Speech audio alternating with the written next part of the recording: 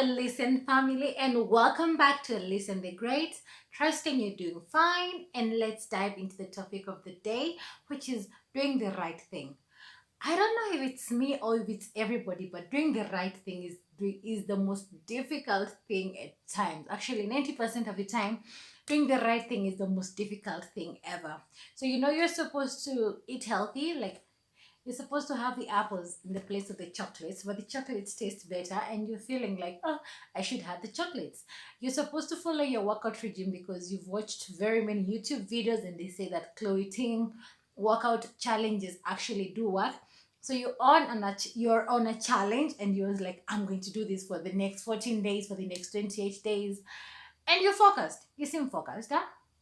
That's how it all starts, huh? Forgive me. These apples are just too yummy. And it's at 2 in the morning. So we're talking about doing the right thing. So you're focused, and then you do it 2-3 days, and then you're like, oh my god.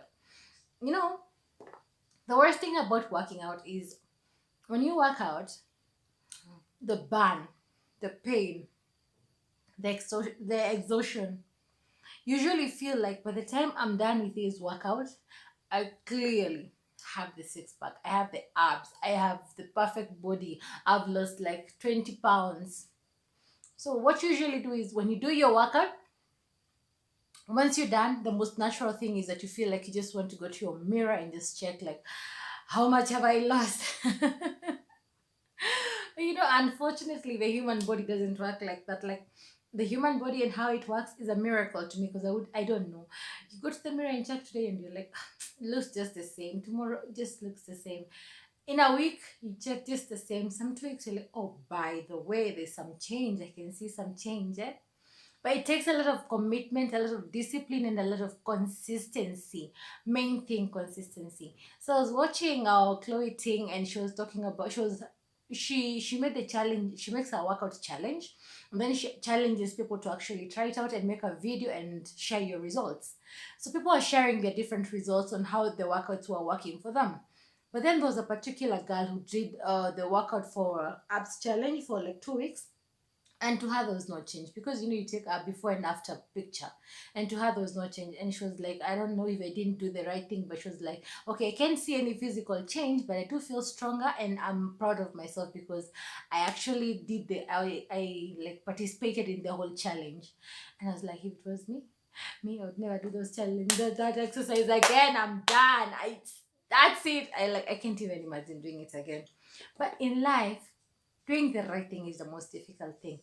Imagine a situation where you're like you're in the prime of your life. You're like 20, 30, 25 years, 35 years, and then you go to hospital, and you have obesity, you have high blood pressure, you have diabetes, and the main reason for this is just basically fast foods. Earlier today, I was talking to a friend of mine. He's actually younger than I. He's like a year or two younger than I. And last year, I was seeing his photos, and it was like he had puffed up. I remember like when we were in campus, we used to go to the gym together. We used to work out together. I love skipping rope.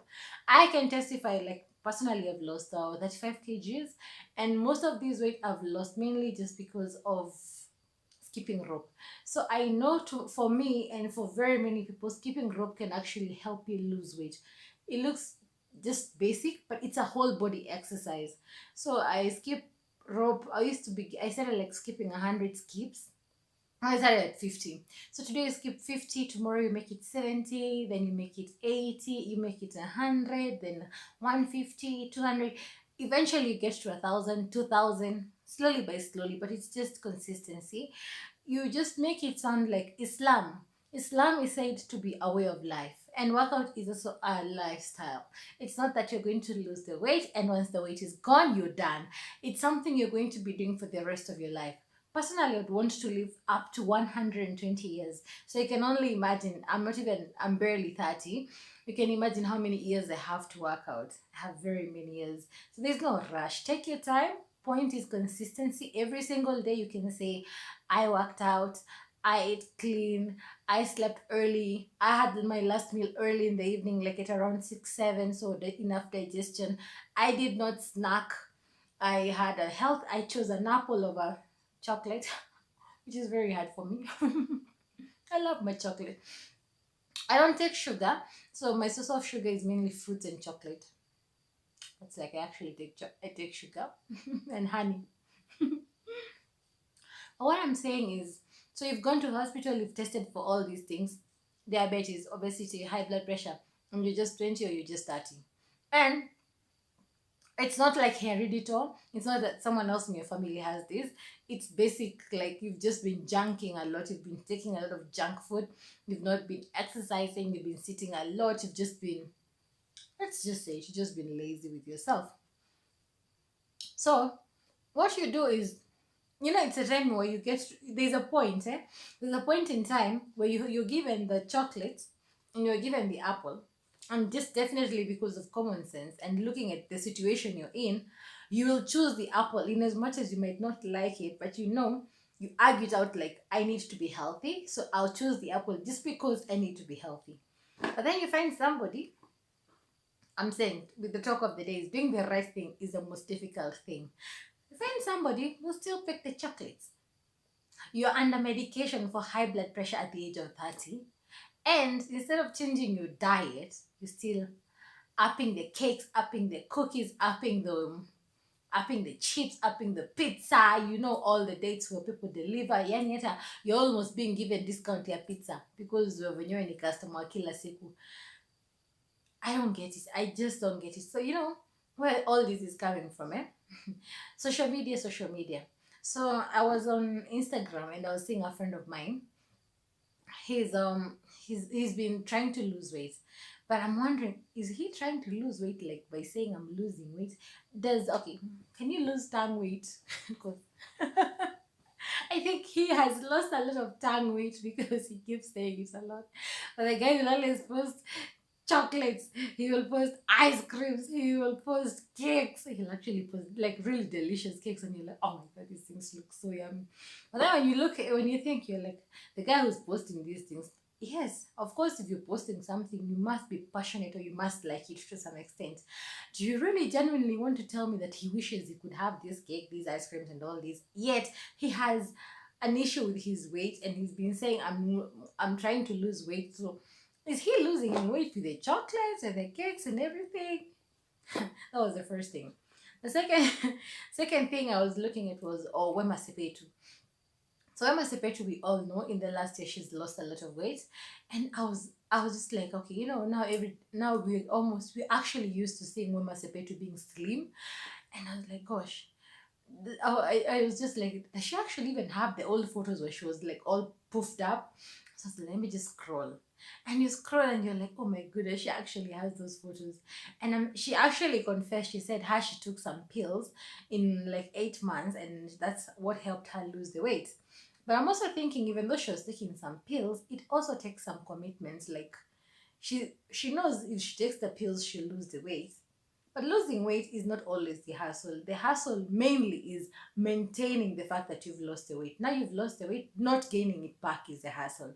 So, okay, she might have taken the pills, but now that she's all slim, she has to maintain a good diet to ensure that she doesn't go back to where she was. So the commitment, that's commitment, doing the right thing, that's what I'm saying.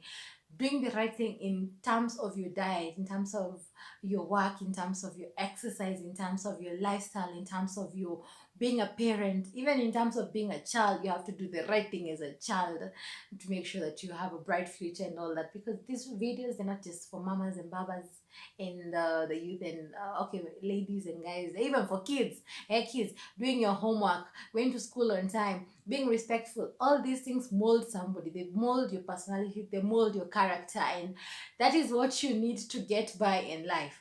So I'm just thinking the right thing.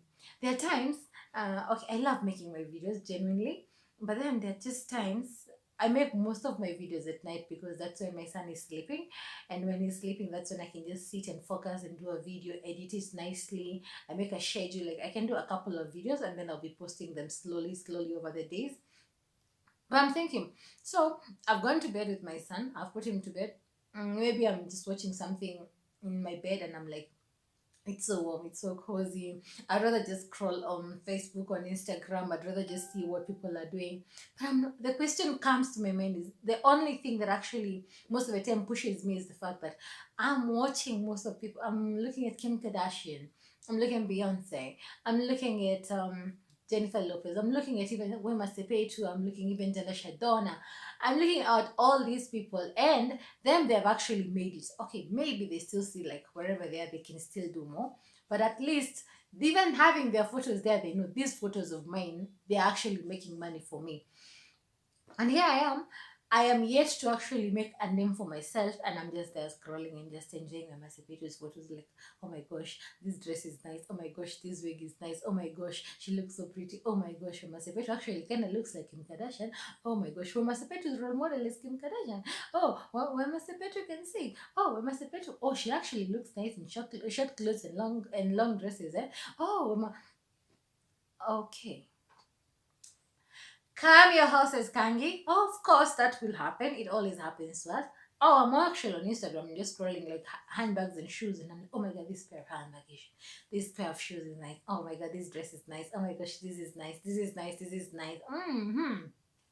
But the thing is, it's nice for a minute or two. But is it actually adding value to my life? If it's time for me to just chill, it's time for me to chill and I can do that, and nobody should actually ask me when I'm doing that. But if it's time to make a video, it's time to get my lazy ass off that bed, go and do some lipstick and some eye pencil, a little bit of foundation, sit myself on the couch, go through my notes and make the video. I have fun like at the end of the day when I look at the videos and I'm like, oh, I actually did a good job. But I'm telling you, sometimes just getting out of that bed or just sitting down and setting the tripod and just setting the video, the phone and everything, it's a hassle. But you add it out like it's the right thing. Eventually these videos are going to build a brand name for me. These videos are going to earn me money from YouTube. These videos are going to make everybody know Elysian. These videos are going to motivate somebody. These videos are going to be something that my son can look up to, like when he grows older and maybe he's having a bad day. He can come to my channel and he can say, Mommy used to say this and this. And I, as much as I motivate other people, I will motivate this little boy and he can say, Mommy did it, I can do it. I can motivate my younger brother and he can be like, my sister did it, I can do it. I can motivate my, I was talking to my elder sister and she's like, my goodness, you're so young, you're younger than I, but you motivate me so much. You're such a strong woman. And I was like, gosh, I usually just look at myself like this short girl. But it's nice.